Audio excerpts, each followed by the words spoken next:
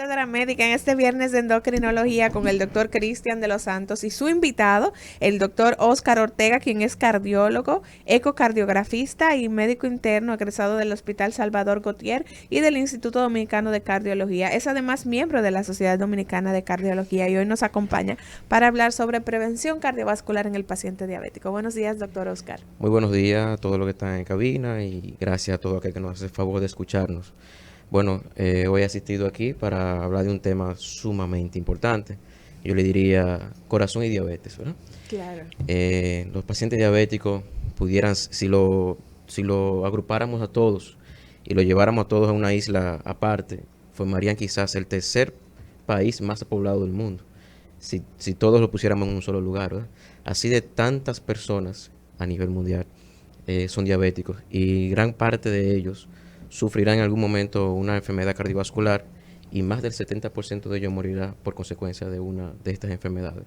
Por lo tanto, es un tema de orden de salud pública que afecta a todos los seres humanos a nivel mundial y a mí me complace hablar de este tema tan interesante. Claro, por eso Sí, hoy hemos invitado al doctor y vamos a recordarle a la gente, antes de darle la oportunidad al doctor Cristian de hacer la introducción, de que se puede comunicar con nosotros en el transcurso del programa a través del 809-682-9850. También puede hacerlo a través de la línea internacional 8333800062 o puede ir hasta nuestro canal en YouTube Rumba FM y allí dejarnos sus preguntas. Doctor Cristian, adelante. No, gracias Liz, gracias al doctor Oscar, al doctor La Fontella, a todos. Y siempre tenemos equipo médico que está ahí pendiente, atento y apoyándonos en cada programa. Cada viernes hablamos de estos temas de endocrinología y uno de los más importantes es el tema de la prevención cardiovascular en esta población de diabéticos. Hay que definir que la diabetes es un factor de riesgo de ser diabético y especialmente ya después que tienes 10 años de diabetes, eso es lo mismo que haber tenido un infarto antes, aunque no fuera diabético. O sea, las arterias del corazón se enferman en los pacientes con diabetes porque es una enfermedad de inflamación de bajo grado y va creando una aterosclerosis acelerada, un envejecimiento vascular acelerado, prematuro. Y entonces es importante identificar, como comentábamos, doctor Oscar, los factores de riesgo que hacen que una persona pueda ser diabético, porque la gente a veces no se chequea, no se hace análisis, hay gente que se pasa 4 y 5 años y no va al médico, pero si una persona tiene factores de riesgo ya identificados, como son la herencia, la obesidad, si tienes familiares de primer grado, dígase padre, madre, hermanos, que son diabéticos, ya usted es una persona candidata para ser diabético. Igualmente, si ha tenido en su historial clínico, su historia médica, ha tenido ovario poliquístico, cálculos en la vesícula, lo que le llaman grasa en el hígado o esteatosis hepática, problemas del colesterol alto, los triglicéridos altos, si toma medicina para la presión, para el colesterol, esos son factores de riesgo para desarrollar diabetes. O sea, que cualquier persona pudiera desarrollar diabetes. Entonces, a veces la primera manifestación es un infarto agudo del miocardio. O sea que muchas veces los pacientes llegan con un infarto agudo del miocardio y ahí es que se dan cuenta que son diabéticos. Es un tema muy, muy importante. Correcto. Yo creo que la base fundamental de este tipo de programa y de difusión es enseñarle al público en general cuáles serían los factores que debe identificar en sí mismo o en un familiar o un allegado que pueda ponerlo en riesgo de un diagnóstico de diabetes mellitus. Entre ellos, como usted bien lo dice, a mayor edad de las personas, mayor es el riesgo de padecer diabetes. El género masculino tiene mayor riesgo comparando mujeres y hombres, los hombres tienen mayor riesgo de desarrollar diabetes mellitus. La historia de esta enfermedad en un pariente cercano, un hermano, padre o madre, ya te pone en riesgo también. Igualmente el hecho de padecer de hipertensión arterial. Combinar estos factores, si tú eres hombre, mayores de 50 años, tiene antecedentes de familiares con diabéticos. Y a veces esa barriguita, nada más esa barriguita rosera, doctor. Para allá voy. Los pacientes que tienen obesidad abdominal principalmente, Sí. central, ¿verdad? Y el hecho de ser sedentario, Sí. el hecho de no practicar actividad física, es una combinación que todos los seres humanos deberíamos evaluarse a sí mismos y evaluar a las personas que están alrededor para identificar quiénes de estos pudieran ser llevados a cabo con factores de riesgo para la diabetes. Bien, doctor, usted me comentaba cuando hablábamos sobre el tema, hacíamos una revisión de los puntos que íbamos a tratar, de algo que se llama, ¿cómo medir? O sea, los niveles ADA, algo así fue que me comentó, de que te indican el riesgo de poder ser paciente diabético. Nos gustaría que pueda explicarnos esta parte para que la gente se quede con esa información y pueda identificar esos riesgos. Perfecto, mira, la Sociedad Americana de la Diabetes, la ADA, todos los años, desde 1993, publica lo que se llama Standard Care. Lo que contiene este Standard Care es el paquete de información dirigida hacia los médicos y personal de salud para identificar y diagnosticar y tratar a los pacientes con diabetes. Pero tiene un renglón sumamente importante que es para todo el público general. Y es una escala de riesgo, podríamos decirlo así, que implica solamente algunas preguntas básicas, funcionales y directas, sin entrar en detalle en aspectos de laboratorio ni en aspectos técnicos médicos. Y es muy sencillo. Si son 7 ítems, identificando la edad, el sexo, la historia familiar, la presión arterial, la inasistencia a la actividad física, la etnia y el peso. Ya con eso entonces te hace un... Claro, con eso usted mismo a alguien más pudiera hacer una evaluación rápida de qué riesgo pudiera tener. Si le asignamos un punto a cada uno de estos valores y usted sobrepasa los 5 puntos, entonces ya estaríamos hablando de un alto riesgo y esto motivaría a que esa persona acuda a una evaluación ante un médico de cabecera, sea médico de familia, endocrinólogo o cardiólogo, o médico internista, para una evaluación más exhaustiva y profunda de este paciente. Pero esto es lo que debe detonar la intención de la evaluación médica. Entonces, si pudieras repetir estos 5 puntos que tome en cuenta esta escala para medir el riesgo, para que la gente sepa, porque estos 5 puntos se convierten entonces en factores que nos pueda volver a repetir cuáles son esos 7. La edad mayor de 40 años. Edad. Sexo. Historia familiar de diabetes. Sí. Presión arterial alta. El sedentarismo. El sedentarismo define como menos de 150 minutos semanales de actividad física. La etnia, que ya todos en República Dominicana entramos como punto positivo, porque la etnia en ese sentido sería los hispanos. Ajá. o todo lo que somos de América Latina, y alto peso, es decir, Sobrepeso. Un índice de masa corporal por encima de 27 kilogramos por metro cuadrado pudiera entonces ya llevar a riesgo de diabetes. Adelante, doctor. Dijiste la etnia, el hecho de ser de América Latina es un factor de riesgo. Sí, señor. La ADA ha comprobado esto en estudios en estadounidenses, ¿no? De que cuando compara los estadounidenses que son blancos no hispanos, negros no hispanos y hispanos o negros afrocaribeños, los hispanos tienen 70% más de riesgo de desarrollar diabetes que un blanco no hispano o un negro no hispano. O sea, déjame llevarlo a la práctica.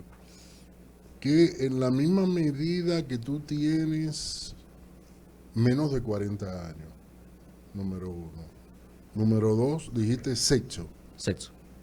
Masculino. Sexo, bueno, que menos de 40 años, que eres mujer.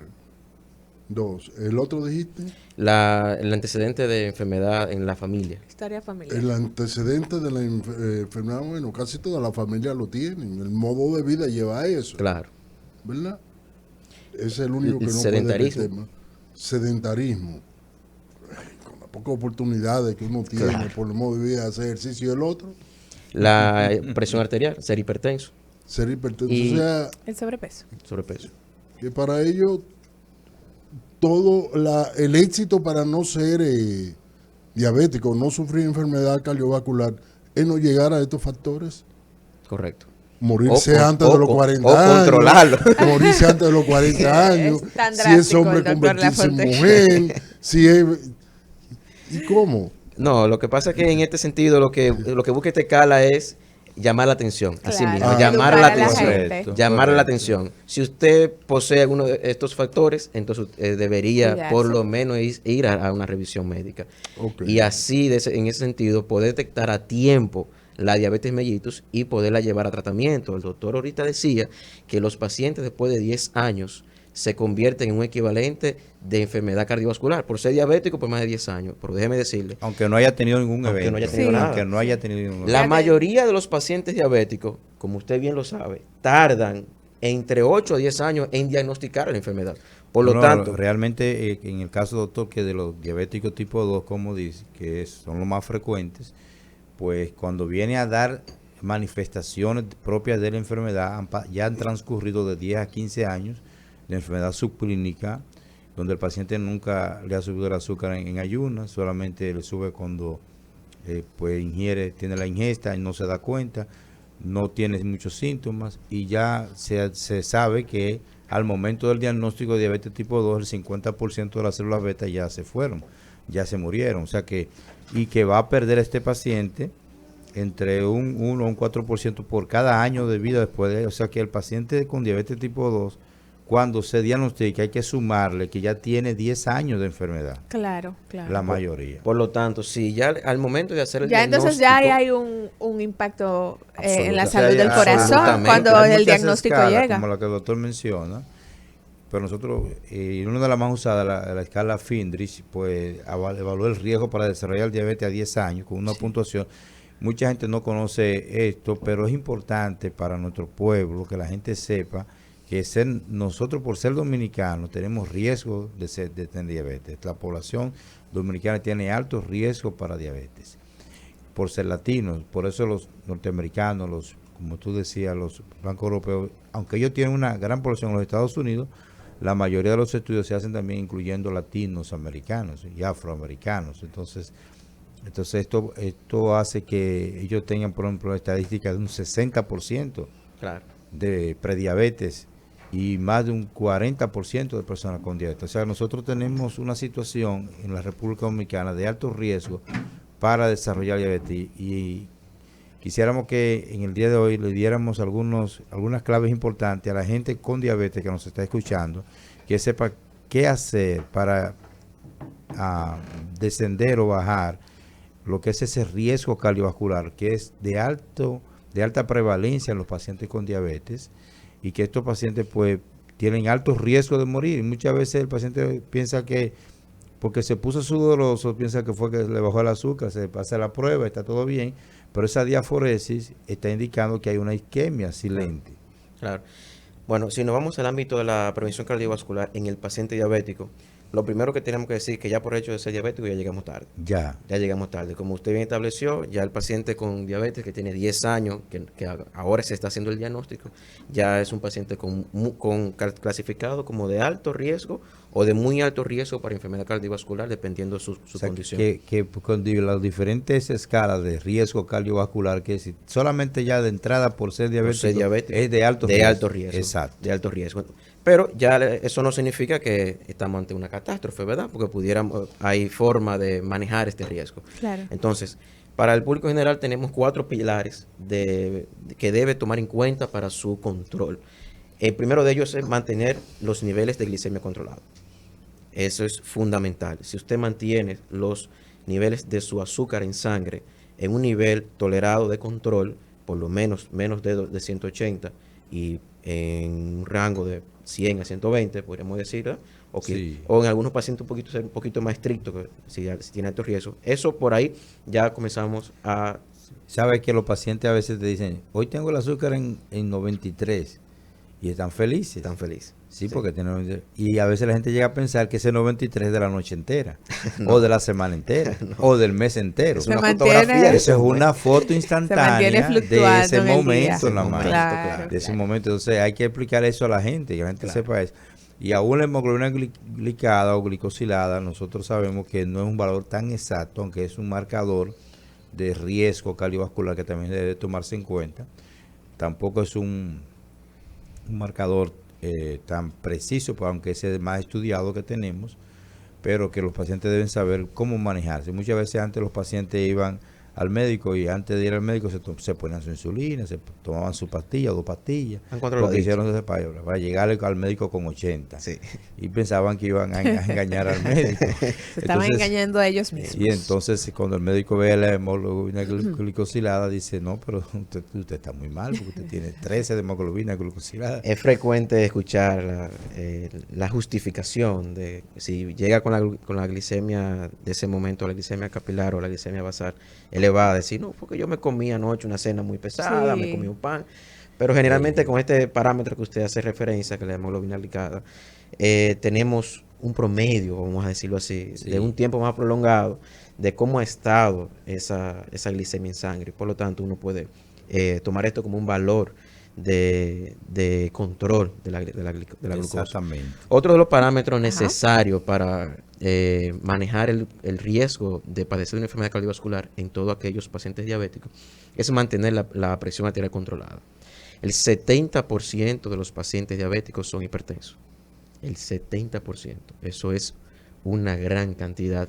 Y pudiéramos usar, doctor, está indicado también terapia, diríamos, preventiva de la hipertensión, aún en estos pacientes con diabetes. Absolutamente. De hecho, el tercer pilar de tratamiento es el cambio en el estilo de vida.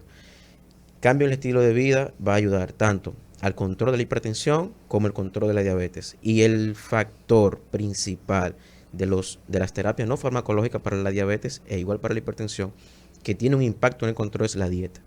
Increíblemente, la dieta. Ya con la dieta se está tomando una medida drástica. Con eso para tan sencillo, es el que tiene el mayor impacto en la reducción de riesgo cardiovascular, el de las terapias no farmacológicas. Sí. Y principalmente entre ellas... La gente prefiere tomarse una pastillita y no hacer la dieta. Pero es más fácil. Entonces, como seres humanos, naturalmente, lo que implica menor claro. esfuerzo sería lo que mayormente nos inclinamos. De hecho, en cuanto a la dieta, por ejemplo, hay varios patrones de dieta, podríamos decir, o patrones de alimentación. Que el patrón de dieta dominicano, yo siempre digo, quizás es uno de los más malos o de mayor riesgo al paciente diabético. Teóricamente, la dieta mediterránea, la dieta DASH, que son dietas ricas en frutas, verduras, frutos secos y baja en ácido graso trans o grasa trans, que son aquellos alimentos ultraprocesados, los pasteles, las frituras, las papitas fritas. Ese tipo de alimentos, entre comillas, que tienen alto grado de ácido graso trans, son altamente perjudiciales por la alta cantidad de ácidos grasos trans que contienen. Y el siguiente factor a tomar en cuenta para reducir el riesgo de padecer una enfermedad cardiovascular en todo el paciente diabético es la utilización de fármacos antidiabéticos que tengan impacto en el beneficio cardiovascular. Sobre todo que estén asociados a bajo riesgo de hipoglucemia. Absolutamente. Mira, si hacemos un recuento histórico, antes del 2008, para la FDA aprobar una terapia para la diabetes, lo que tomaba en cuenta era que bajara la glicemia. Sí. Que bajara la glicemia, que bajara los niveles de azúcar. Luego del año 2008... El enfoque era glucocéntrico. Y se pensaba que solamente bajar el azúcar, pero todo se tomó como me introduces el tema de la seguridad cardiovascular. Correctamente. Luego de que nos dimos cuenta, de que los científicos se dieron cuenta de que los pacientes diabéticos se morían del corazón o padecían de alta enfermedad cardiovascular, entonces la FDA emitió una orden prácticamente diciendo de que todos los fármacos antidiabéticos tenían que tener primero seguridad cardiovascular y segundo beneficio en el impacto de reducción de riesgo cardiovascular. Todo esto provocado por el estudio, ese famoso estudio ACOR. ACOR, claro. Que un brazo de los estudios se murieron 243 personas.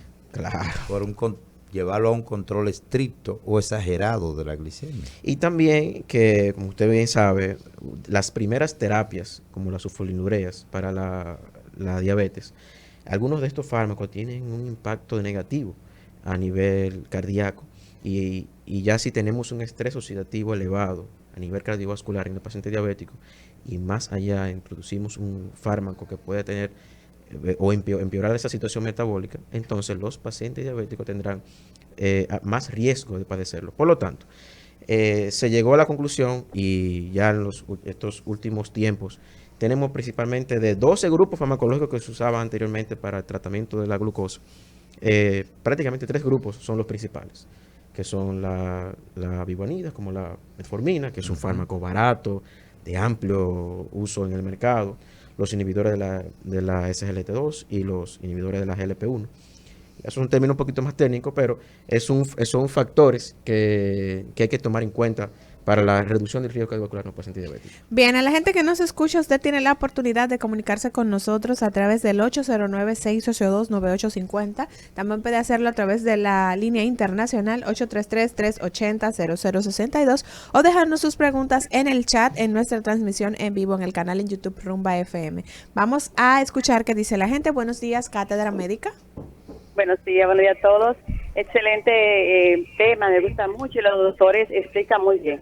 El doctor dijo, uno de ellos, dijo ahorita, como que los riesgos de tener diabetes, entre otras cosas, es el hígado graso, yo entiendo que es verdad, y también en la vesícula, pero lo que sí me dejó extraña, como preocupada, es por qué si tengo ovario poliquístico, también corro riesgo de tener diabetes. Que me explique eso, me haga el favor. Muchas gracias, pase buen día. Gracias a usted por esa llamada tan interesante. Adelante, sí, doctor. Muy importante la pregunta y le agradecemos su participación. En la sección pasada estuvimos conversando acá con el doctor, sí, y conversábamos sobre el tema de los ovarios poliquísticos. Están asociados a un fenómeno de resistencia a la insulina y también pues de resistencia a la leptina, 2 hormonas que importantes en el metabolismo de la ingesta de la glucosa o carbohidratos en el sentido general, y esto pues va a asociarse a hígado graso y también a alto riesgo cardiovascular y también al desarrollo de diabetes, incluso diabetes tipo 2 temprana. Esa es la situación de que los ovarios poliquísticos pues estén como factores de riesgo para desarrollar diabetes. Y bien, puede ser manejado con medicamentos sensibilizadores del efecto de la insulina como la metformina y otros medicamentos más que se pueden, como la pioglitazona, que se pueden usar para mejorar el efecto de la insulina y así lograr disminuir el desarrollo de diabetes y mejorar el metabolismo de los pacientes que tienen lo que se llama el síndrome de ovario poliquístico. Conversando con el doctor Oscar, pues quisiéramos que también la gente sepa que es de alerta importante ser diabético para las enfermedades cardiovasculares y que los diabéticos deben visitar sus cardiólogos.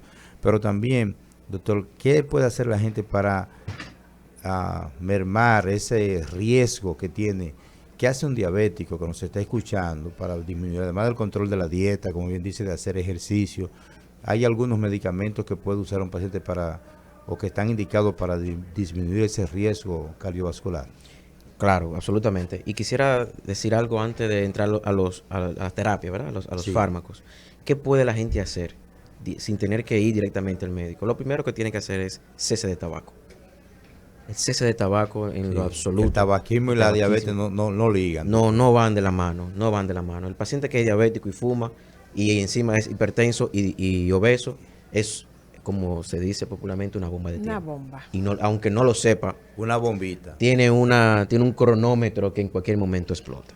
Por lo tanto, el cese de tabaco es absoluto. No hay dosis mínima recomendada de tabaco. Si usted fuma, lo mejor que puede hacer es dejar de fumar, ¿verdad? Esa es una recomendación. La inactividad física es absolutamente dañina. Con el hecho de usted tomar 30 minutos al día, 3 veces a la semana, durante 30 minutos. Usted toma lunes, miércoles y viernes y hace una caminata de 30 minutos. Con tan solo eso ya comienza a reducir el riesgo de padecer una enfermedad cardiovascular. Recomendamos siempre que la gente debe perder, si está obeso, al menos el 10% de su peso. Claro, de su peso basal, ¿verdad? De su peso que tiene.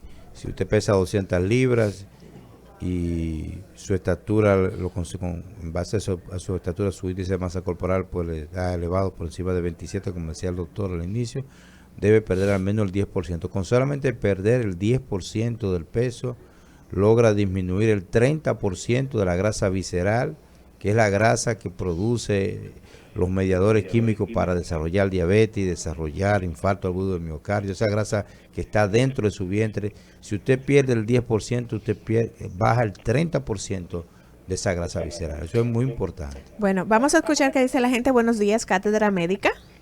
Buen día, buen programa. Muchas gracias. Sí, Adelante con sí. su pregunta. Sí. Quiero informarme, mi esposo es diabético y quisiera saber si un diabético tipo 2, esa palabra, quiero saber si es que tiene diabetes, si es que tiene azúcar en la sangre y en la orina. Ese que quiero saber, ¿qué es tipo 2? Esa es la pregunta. Muchísimas ¿Cómo no? gracias. Gracias por la pregunta. La diabetes hay muchos tipos de diabetes, no todas las diabetes son iguales. La mayoría de los pacientes diabéticos son diabéticos tipo 2 y son aquellos que están asociados a edad de más de 45 años, a la obesidad y metabólicamente a dos complicaciones, una que se llama resistencia a la insulina y disfunción de las células beta, que son las que producen la insulina en el páncreas. Y también hay otro factor muy importante que en los últimos años se ha tomado en cuenta, que es la adipotoxicidad, o sea, la intoxicación por las grasas, y que esas grasas, que está especialmente la grasa visceral, como mencionamos, produce unas sustancias químicas que alteran la función del páncreas y del corazón. Entonces, estos pacientes que tienen ese efecto de intoxicación por azúcar o intoxicación por las grasas son los que van a desarrollar diabetes tipo 2.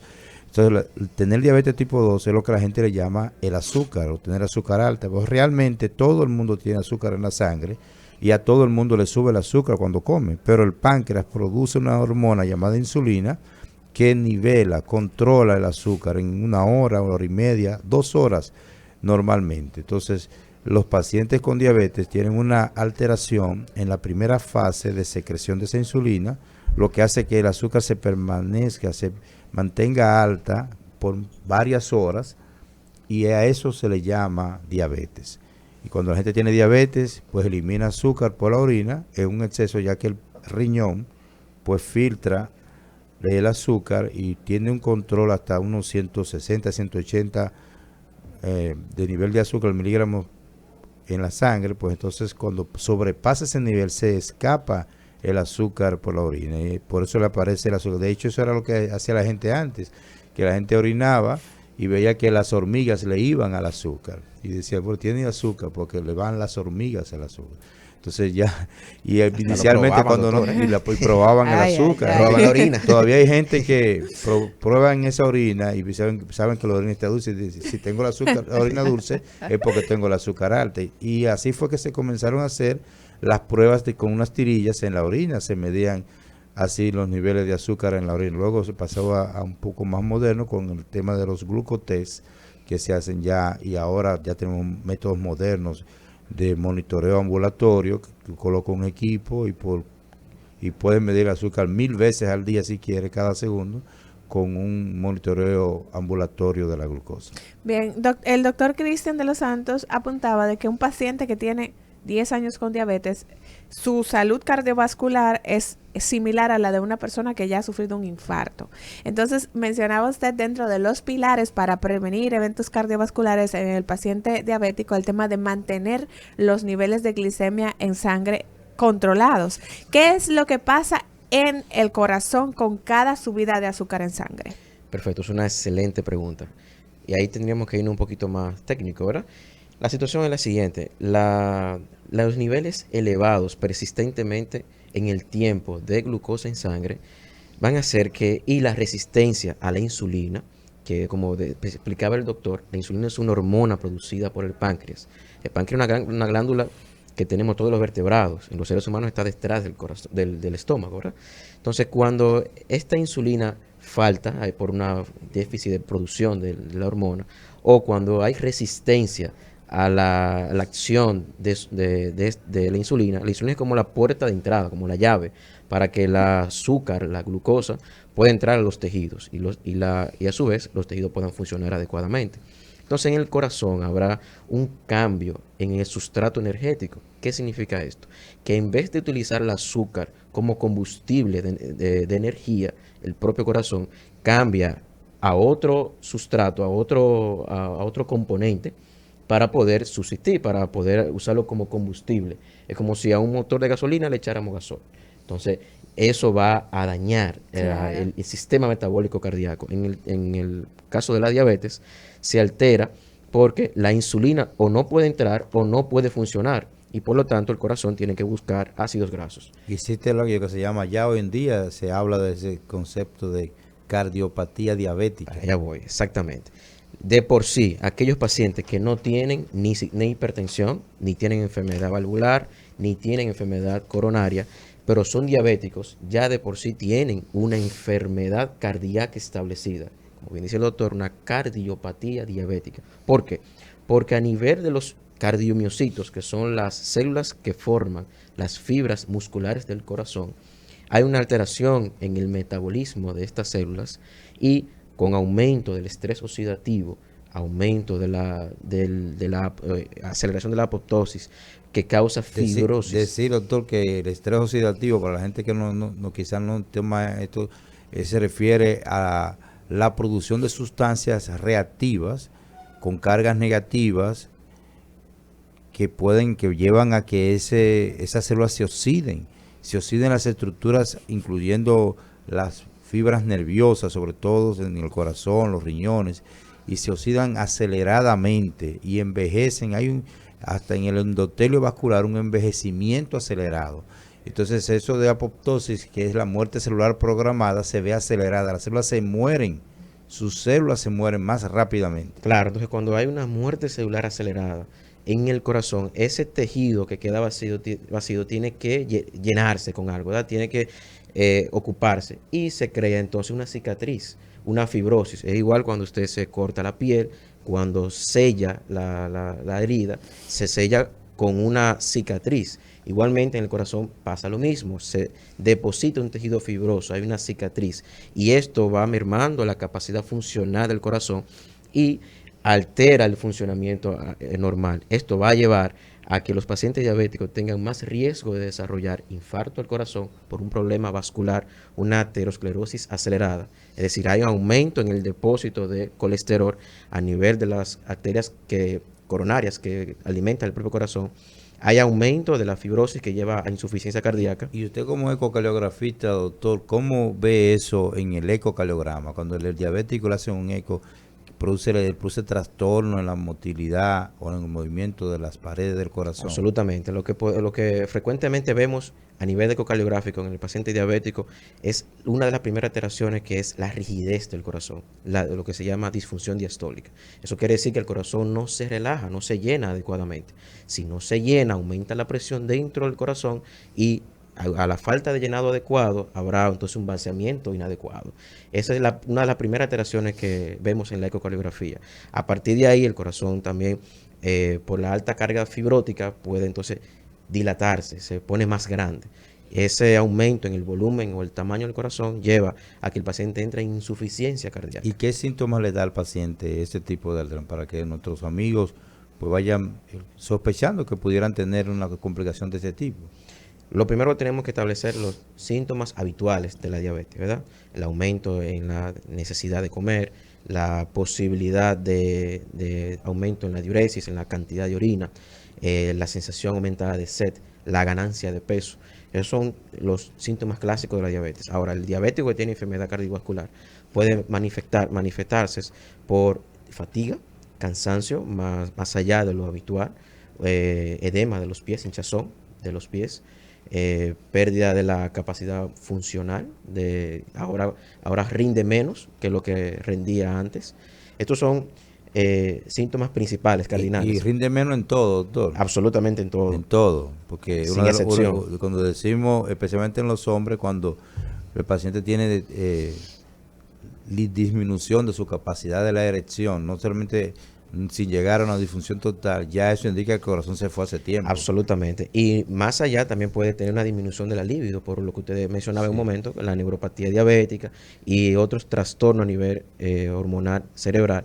Pero la disfunción motora eréctil directa del pene es consecuencia de una disfunción de las arterias que llevan sangre, porque el pene se erecta con sangre, ¿verdad? Por Se sangre, llena, sí. se llena Hay de una sangre. vasculopatía. Claro, si hay una alteración en los vasos o en las arterias que llevan la sangre al pene, por lo tanto, en la mayoría de los casos por aterosclerosis. Si eso está sucediendo, si un hombre tiene ese problema, entonces, y es diabético, en el corazón hay más problemas. Más problemas todavía. Sí. O un síntoma que es frecuente como síntoma de llegada a los centros hospitalarios y clínicos es una úlcera.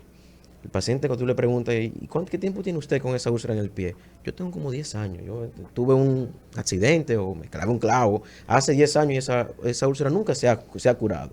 Y eso tiene que hacerle a usted pensar o sospechar que algo mal está pasando, porque usted no puede 10 años con una úlcera ahí. Claro. Así es. Y eso se constituye frecuentemente en un desenlace que lleva al paciente a internarse. Y en algunos casos, incluso el paciente diabético puede debutar con un infarto. Así es. Como decíamos así al principio, ese es el enfoque realmente que quisiéramos que nuestra gente pues se lleve claro, que el paciente diabético es un paciente de alto riesgo cardiovascular y que no es una catástrofe y que hay tiempo para poder resolver y atender esta situación de manera que pudiéramos evitar que este paciente se vea en una emergencia de un cateterismo. Doctor Lafontaine.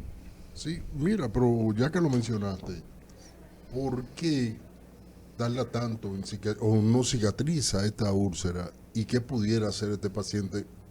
Te lo pregunto porque es frecuente ver esto. Es sumamente frecuente. Sí, ¿cómo pudiera esta persona tratar esta situación, cerrarla? Bien, la diabetes te lleva a dos situaciones importantes. A una enfermedad de las arterias de las extremidades inferiores de los pies, ¿verdad? Y a una enfermedad de los nervios, de lo que el paciente deja de sentir.